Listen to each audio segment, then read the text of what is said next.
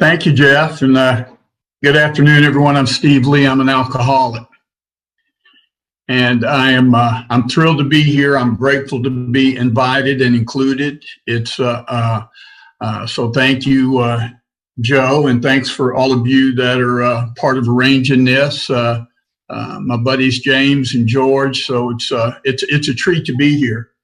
Before I forget, I really want to acknowledge and thank Jim for such a great talk that he just gave on the fourth step. I mean, that was really a thoughtful and thought-provoking discussion and shared experience around that fourth step. So I appreciate it. I was thinking, I'm really grateful that he did the inventory. I'm going to have to do the fifth step.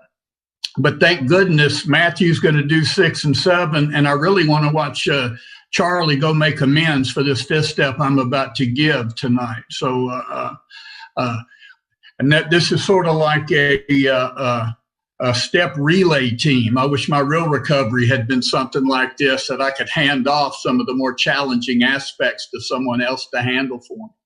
But in truth, while we don't get to hand it off to somebody, in a very real way, we do get to walk hand in hand with each other while we do it. Nobody sent me off on solo missions in Alcoholics Anonymous.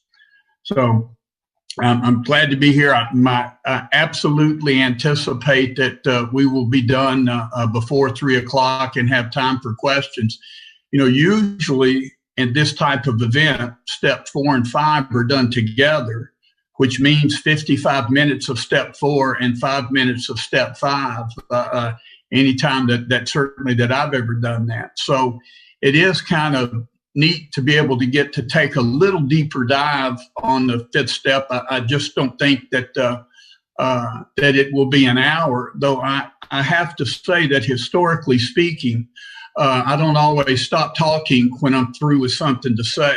So the two are not necessarily married together.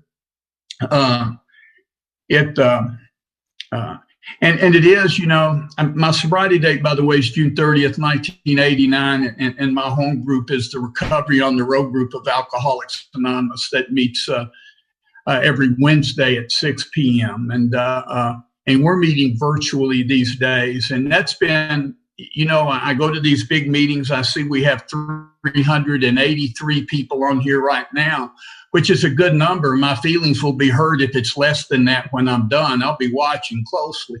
But when I meet with my home group, we've got about 22 or 23 people that are virtually showing up in that meeting. We typically have 3 or 4 virtual visitors. But in the complement to these big meetings that have been so neat and international, even as you said, and see people and friends from all over the country, there's something very comforting to me about Wednesday night and seeing those 18 or 20 faces of people that I know that would be sitting in the room if we were there together. And it has a real personal feel to it. I'm getting a little more familiar with the Zoom platform in terms of speaking on it, though it's still, as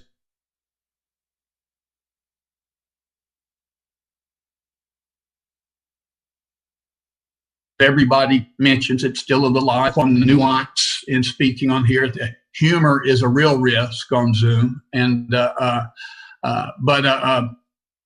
while I'm more familiar with it, the first meeting I did on Zoom, the first time I spoke on it, was a big group out of New York, and as I was sitting there, just as we are now, but in that meeting I watched and saw those participation numbers growing, and it was going from a couple of hundred to 500 to 700, and it's climbing toward 1,000 as I'm talking.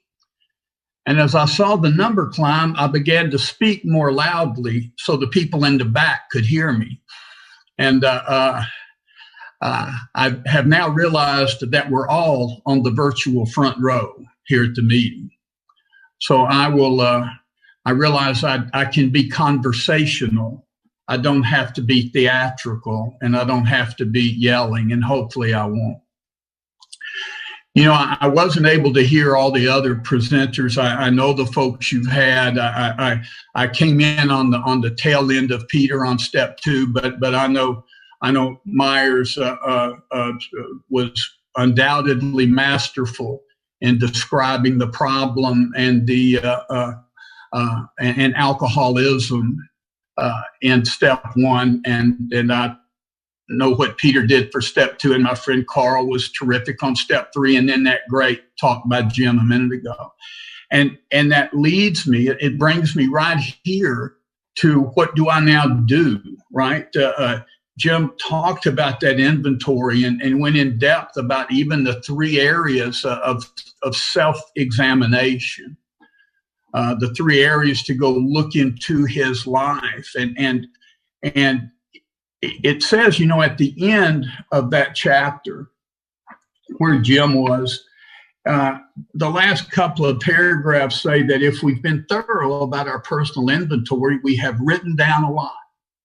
We've listed and analyzed our resentments. We've begun to comprehend their futility and fatality. We've begun to we have begun to learn tolerance, patience, and goodwill toward all men, even our enemies, for we look on them as sick people. We have listed the people we have hurt by our conduct and are willing to straighten out the past if we can. And it goes on to say that we have swallowed and digested some big chunks of truth about ourselves. Now, the way I look at this, all of this has happened before I go to take my 5th step. This is a result of the 4th step. This is where the inventory took me. And I think that that's what really happens. If I submit to the process, the inventory takes me more than I take the inventory. All those questions that Jim spoke about that I'm encouraged to ask myself.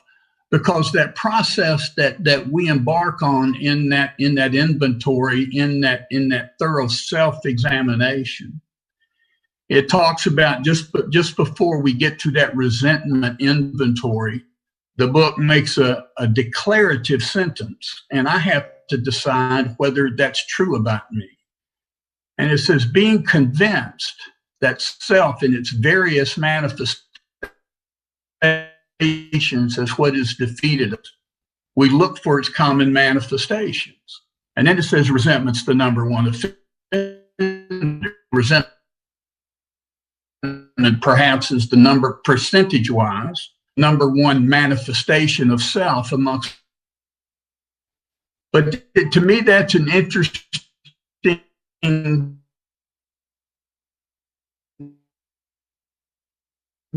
proclamation and declaration that self, that's what we began to self-will. When I'm an extreme example of self-will run riot, though I usually don't think so. When selfishness and self-centeredness is the root of my problem. That self-pity, self-justification, self-righteousness, all these manifestations of self are what I begin to look for as I go into the relationships and resentments of my ex-conduct and my conduct in all other areas of my life. I'm trying to see, where did self show up? And this says, I will have swallowed and digested some big chunks of truth about self. Now, I will tell you that that's not necessarily, I swallowed some big chunks of truth about me, but I did not necessarily digest them. I needed a spiritual probiotic to help my digestive system to navigate these, what I learned about me in the fourth step. And it is sometimes uncomfortable to come out of that fourth step with this information about me, more information than I've ever had. So I was sitting in a meeting, it's been 8 or 9 years ago now, I guess, but there was a young man in there, and he was new in his sobriety, and he was going through the steps for the first time. And he was working on or somewhere in the process of his fourth step. But the meeting we were in was a fifth step meeting. And he wasn't being argumentative, and he just was earnestly asking the question. He said, I just don't see why this fifth step is necessary. He says, I know more about me than anybody. And what I thought about that for me is when I come out of that fourth step, I have more information about me than I have ever had about me. But I don't always know what to do with the information. And I also sometimes misinterpret it. Sometimes I have blown it out of proportion. Sometimes I have undervalued and under-recognized some of the things that later I would see were more glaring, had done more harm than I thought. So I've gone on this fact-finding and fact-facing mission in this inventory, and I've now gathered my results. And just like perhaps a researcher, a data analyst, I have pulled together all the data.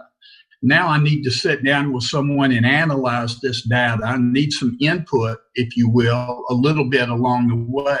But I'm going to talk about what I think is a balance between input, someone else or me, if I'm the sponsor listening to the inventory, what that role looks like or what it feels like me today.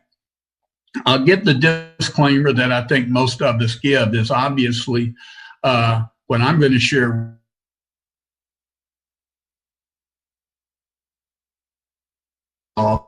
and if I gave this talk a year from now, it would perhaps have shifted. Some of my thinking may have shifted. So don't hold me hostage to what I believe today, and I don't present it to you as the absolute fact. I present it as my experience, and a point of view is simply what it looks like from here.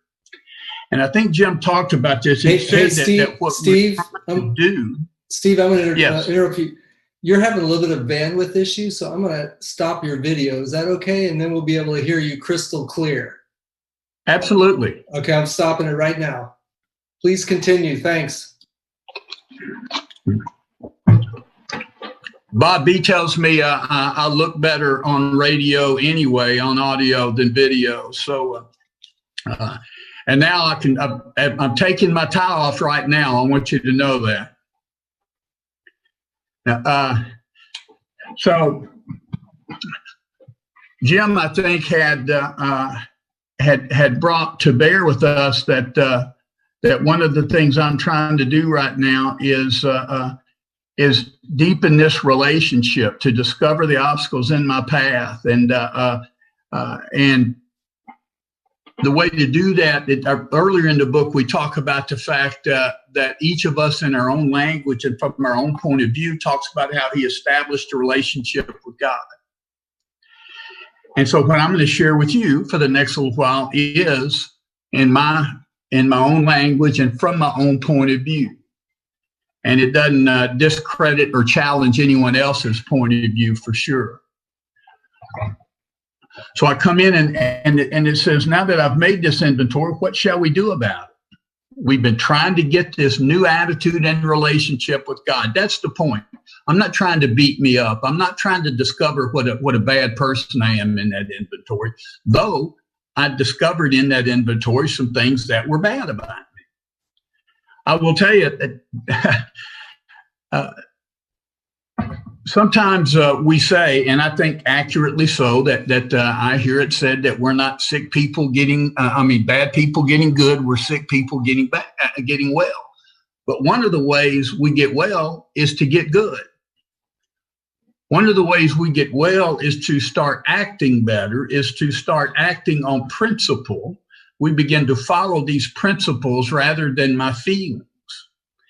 And I did begin to look at this inventory and see where my behavior had often been bad. And Jim talked about it. In some ways, my behavior was bad in ways that I was very clear about. It was no surprise. In other ways, I discovered I hurt people in ways that I did not recognize at the time and did not understand. So I'm walking out of here with more information about me than I have ever had. But when that guy asked, I don't see why I have to do this. Why would I? Our book says, the 12 and 12 says that a solitary self-appraisal and the admission of our defects based upon that alone wouldn't be enough. My solitary appraisal is probably insufficient. You know, have you ever gotten ready to leave the house? You're getting ready to go out for a big night. You've put on your best clothes. But typically, those of us who live with somebody may wander in the other room and say, how do I look? And Connie will let me know, well, you know, everything's pretty good except that toilet paper hanging out of the back of your trousers. And because I could not see that. It was there, but I could not see it. And so sometimes I need to get someone else's perspective, somebody that has a different point of view than the self-centered one that I arrive at that with. And it doesn't mean my views are not valuable. And then I certainly want to take these things to God. But why would I risk it? It says, well, it says we think that the best reason first, we might not stay sober. I might not stay sober if I don't do this. And it talks about, we talk about people who've been around for a little while, and you see that person, and I can't put this on someone else, but I know that I've had enough cases to recognize a pattern in men that I have been with and worked with. And that is folks that are challenged sometimes to stay sober. And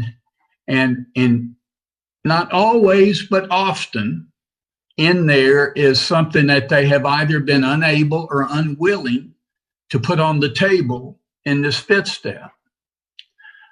The book says they took inventory all right, but they hung on to some of the worst items in stock.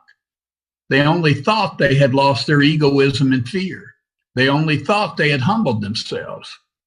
But they have not learned enough of humility, fearlessness, and honesty in the sense we find it necessary until they told someone else all their life story. And the thing I want to emphasize here that says they thought they'd lost their egoism. They thought they'd humbled themselves. They believed it. I have believed it at times, but they only thought that they were mistaken. And if I'm holding on to something, and I have done that, then I put my sobriety at risk. And certainly the other thing I put at risk is my relationship with you and my relationship with God, because I am not dealing with that thing that is blocking me off from the sunlight of the Spirit. I'm hoping that I can continue to deal with that. So I went with my first fifth step, and you know, when I worked on this inventory at 9 months sober, I did the best I could. I had put it off for a long time. I kept saying I couldn't get started. What I ended up doing was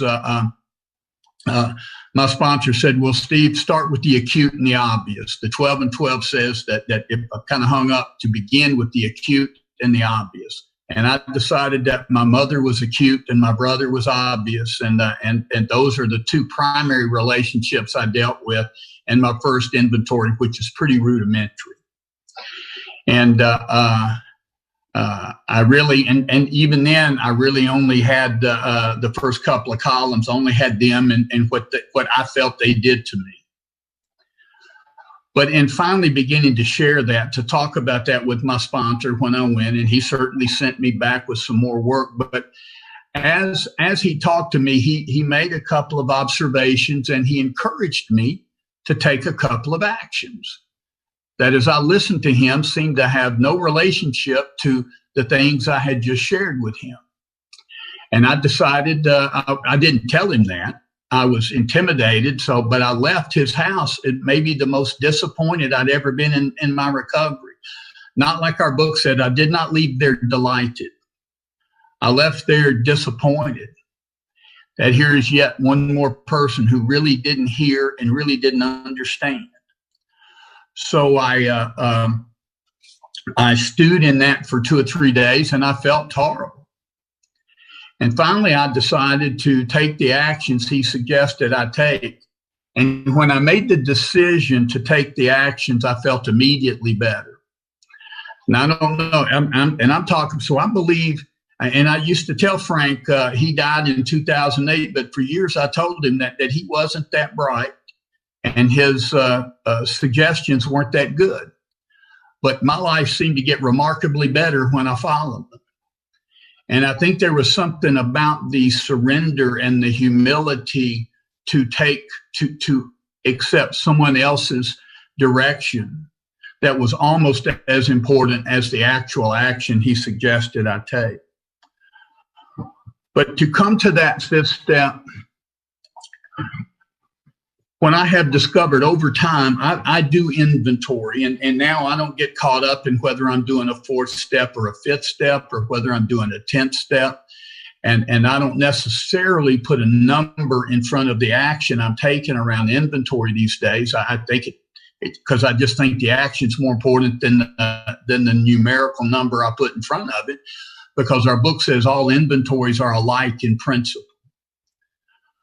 But it is not uncommon for me to call my sponsor or call someone and talk about what I have discovered in my most recent inventory, to read inventory, to read what I wrote, and then to talk about what I'm taking away from that, the big chunks of truth I think I have swallowed and digested that I learned about me before getting there. And here's what I've discovered over time. I think that I have held back. I don't know about you guys. I know that, but in that first inventory, I held some stuff back. And in a couple of subsequent inventories, I've held a couple of things back. And here's been my experience, both sharing inventory and hearing inventory, that 90% of the time, if someone calls me after they have done a 5th step with me and says, Steve, there's something I didn't talk about, there's something I didn't tell you, almost without question, it is of a sexual nature. And that is because I believe, and what I have left out on occasion has been of a sexual nature. And I think part of the reason for that is that that feels so private and so personal, and really not even private, it feels secret. And I think there's a difference in private and secret. But I think that those things that I take off the table, that I decide I can't talk about them, and there's only one reason at the end of the day that I don't talk about it, whatever it is, whether it's in that area of my life or some other area. If I don't talk about it, it's because I am afraid that is unique to me, or I'm afraid that it will put me in a category of people that you don't accept. And what I find is that when we talk about that we are as sick as our secrets, I think the reason that is true, at least when it has been me, and when that has been my circumstance, it is because that separates me from you. You know, we come into Alcoholics Anonymous, and I think so many people that I have heard, and perhaps you have heard, talk about the fact that they think they're different. I feel different. I don't fit in. I feel different. And if you ask me how I felt, I wouldn't be able to tell you. Okay, so you feel different. How do you feel? Well, I don't know, but I just know it's different than how you feel. And one of the things that makes me feel different are those things that I'm unwilling to talk about. And what I have discovered is the primary thing of value that I bring to Alcoholics Anonymous is the truth about me. And the primary thing that you have brought that's of value to me is the truth about you. And when we finally begin to share those truths with each other, what I have discovered is those things I thought that were making me different than you often become the very things that connect us. The behaviors might be different, but the underlying defects of character are usually the same. And the more that I have talked to men in particular, that we have had those honest, revealing, transparent conversations, not just about behavior, but about how I feel, about what frightens me, about what I don't understand, what I'm afraid of. When I begin to truly be transparent, I almost invariably discover that rather than separating me from you, it connects me to you. And our book makes that clear when it says one of the benefits of this fifth step is that sense of isolation will begin to disappear. And that sense of loneliness, that sense of disconnection, that is what's been blocking me off. At 15 years sober, I kept a secret for 3.5 years. And what happened to me during that 3.5 years, and I'm out speaking, this wasn't some huge thing. I'm going to talk about the fifth step here, but I'm not going to take a fifth step here today. But I will tell you that what I was keeping secret, that's not the big deal. The big deal was the secret. The big deal was that I carried this thing around compartmentalized, that I had moved over to the side. And as I sat in meetings, I began to feel more and more like a fraud. And when a particular topic would come up, I would be sitting there and think, I've only got one of two choices here. Either I can share hypocritically, which, by the way, I found I'm fairly effective at, or I'll just not say anything at all. I've either got to be silenced or I'm going to have to be a hypocrite, because what I was afraid to do was deal with the truth. So I began to feel, and that began to separate me from the people in the room, and it certainly separates me from God, because I believe, and my experience is that when I'm separated from God, I'm separated from you, and when I'm separated from you, I'm separated from God, because I don't believe that those things are disconnected. I think they're absolutely fully connected. So I was at a conference with Don M., who's my sponsor now, but this was Don was not my sponsor then. My sponsor had died, and I carried this piece of information around, and Don and I were out for a little walk during the afternoon lunch break at this conference. And I said, look, Don, there's something I need to tell you. I've been holding on to something, and I need to tell you, so I'm going to make you my sponsor, so you're held to that confidentiality agreement. And then I shared with him this thing, and he humanized it right away. He took the big deal out of it right away. And again, it wasn't the behavior, it was the secret that as I look now, it's the thing that I let cut me off from you and God and you and me. That's the problem, not the behavior.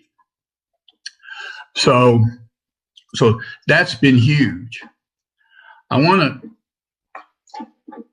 to tell you that I think that it is, our book says that we go to it, we pocket our pride. We illuminate every nook and cranny. We're prepared for a long talk. And it says we must be entirely honest with somebody if we're to expect to live long or happily in this world. Apparently, at a minimum, that's at stake. My physical sobriety is at stake. And whether I want to live long and happily in this world is at stake. And the truth is, that's what's available to me. It's amazing that somebody like me would say, Steve, here's what we're going to pay you, and here's the job.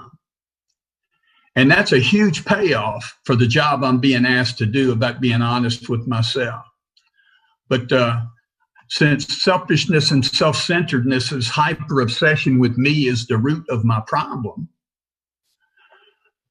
it was a process for me to become more transparent and entirely honest with somebody else. I will say my sponsor, Frank, did tell me, he said, Steve, somebody needs to know everything about you, but not everybody needs to know everything about you. So there's some discernment that's involved as well. Again, that's one of the differences in something being secret and something being private. But I will tell you, the circle of people who know everything about me has grown exponentially and continues to grow. And our book reminds us, right, to cling to the thought that in God's hands, our darkest past becomes our greatest asset. With it, we can avert misery and death for others. How about that? Did any of you guys wake up this morning and brush your teeth, take a shower, and go, well, I'm going to head out and go avert some misery and death for others today? I don't think of it in that sense, but what a wonderful privilege we have. So I'm going to shift and talk for a minute about if I've got this inventory and I have swallowed and digested some big chunks of truth about myself, who should hear it? Right? The book says, who do we get to hear this inventory? And of course, when our book was written and this little chip of a book was finding its way out to hamlets and little towns all over the country where Alcoholics Anonymous was not yet meeting in person once a week, much less having a gathering like we're having today, when that opportunity to be in front of another like-minded person recovering in AA was much more limited. It said someone might seek out a priest or a pastor or a rabbi. They might go to the religion of their choice, or they may find a trusted friend.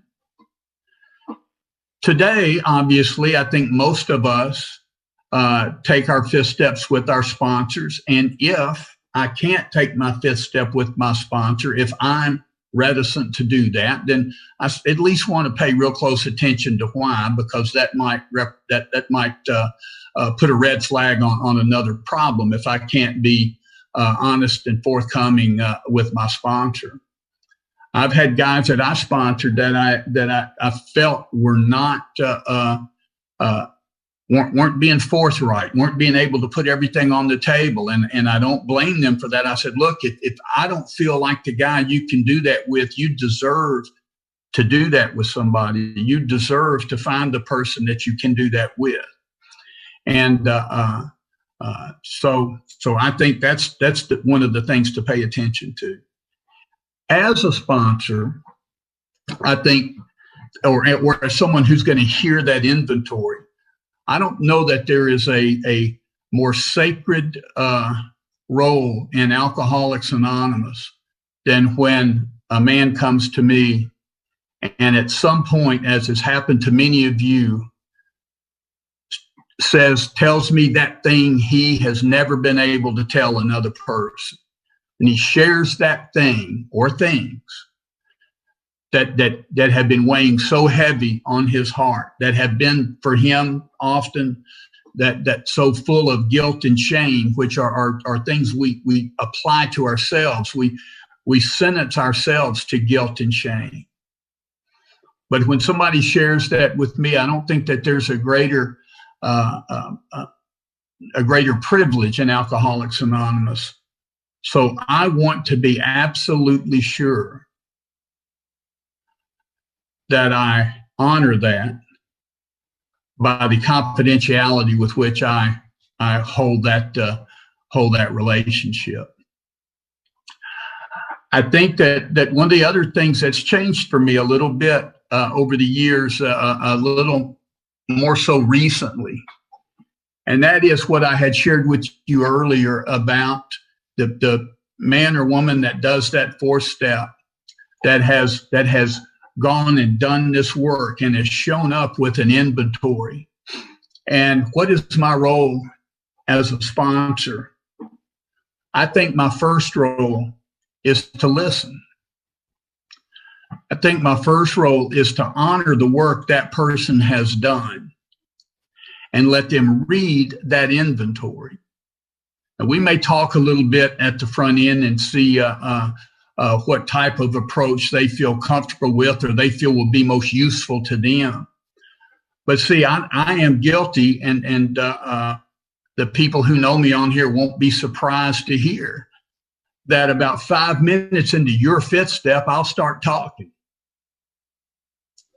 You know, about 5 minutes into hearing some information, I'll begin to comment on that. I will interrupt the process. And it doesn't matter, for a moment, it doesn't matter whether the information that I'm about to share is accurate or not, or what I think has become critical is I want to honor the work that person has done by letting them share with me what they found. And when they are done with that, that is when we can begin to talk about some different points of view. That's when a few questions can be asked, where I can maybe get a little more information, or my sponsor often will come back to me and say, well, let me ask you this so I understand better. Or have you looked at it this way, Steve? And those things are helpful, but the first thing I want to do is listen and really honor that process as much as I can. I think the hallway, I guess, between the fifth step and 6 and 7 is that hour at home with the taking the book off the shelf. But the question that I ask myself and the couple of prayers in there, that prayer that asks where I thank God from the bottom of my heart that we know him better. I'm given a prayer of gratitude in that paragraph. And it says, and I ask God if I have omitted anything. So I don't want to forget that those two prayers, as I've left my sponsor, as I've left that conversation, and I'm now spending that time in quiet contemplation, looking back over those first 5 proposals and say, have I left anything out? Now, that's the question. That's often when I get the call back, and that is sometimes when I make the call. I know that many of us say with amusement, though accurately sometimes, that when we start that fifth step with somebody, we will say, hey, start by telling me that thing you weren't going to tell me. Start by telling me the thing you left off here. And sometimes that works and sometimes it doesn't. But often there is something, and often that time of quiet contemplation, if I'm willing, if I really do pray that prayer, if I really do ask God if I've omitted anything, if I have, it tends to show up. It tends to show up, and the next question is, what do I do about it? But it begins to present itself there. So for me, the fifth step and this ongoing sharing with another person and sharing with God. I usually, we don't talk about that part because I think God's got a pretty good handle on things beforehand, but I have found on occasion, not always, but on occasion, to sit back and read my inventory aloud to God, not with someone else in the room, but read it aloud. And of course, it doesn't give God a clear picture of what I've put down, but it does tend to continue to give me some clarity and give me some freedom around those things. So the number one fundamental takeaway from the fifth step for me is that sense of isolation began to disappear, that I no longer felt lonely in self-constructed prisons. That prison is self-constructed. We started this by saying that self is what has defeated me. And the things that I hold on to here is as we move toward, and Matthew talks about those defects of character, and the 12 and 12 lays out the 7 deadly sins. Included in there are pride. And pride, self in Alcoholics Anonymous, for me, when I use the word self, I view it as my pride and ego. I am egocentric in my approach to life, and I am ego-centered, and I'm trying to become God-centered. And the third step, I made that move away from being self-centered, from me trying to solve my problem, to trying to establish a relationship with God who will solve my problem. I turned away from the problem toward the solution. Part of that solution is that is beginning with this inventory and then sharing myself with someone else. And again, that is what has blocked me off. That the pride and the ego will say, you can't tell that, Steve. You can't talk about that. The pride and the ego come dressed as my friends. They act like they're here to protect me. They're like the government. They say, we're here to help. And they hardly ever are effective at it. But pride and ego will say, no, what does the book say about both taking the inventory? It says, pride says we need not, and fear says we dare not. And I want to move both of those to the side. And when I do, I find that where I thought I was protecting myself in this self-constructed prison, by holding on to some of the worst stock in trade, those were the very things that were holding me back. I think that Jim said earlier that when he left his first fifth step, he felt kind of heavy. I don't remember the exact language. I said before, when I left my first fifth step, I left I left disappointed and frustrated, but I had not been fearless and thorough. I had not told someone else all my life story.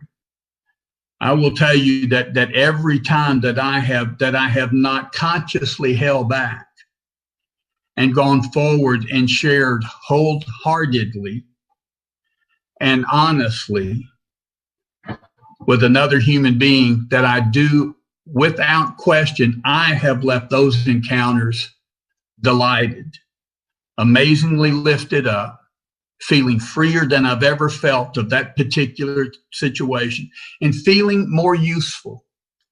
Those things that I keep over in the dark corner turn out to be the most useful things I have to share with other people. So I have enjoyed rambling for 45 minutes. I couldn't be more apologetic that you didn't get a chance to see me during this whole hour. I think maybe I look better than I have for years. And I put makeup on and I worked on the lighting here at home. I've got a green screen. It's just unbelievable. And all of that is wasted. Perhaps I'll get invited somewhere else next week. But guys, thanks so much for having me.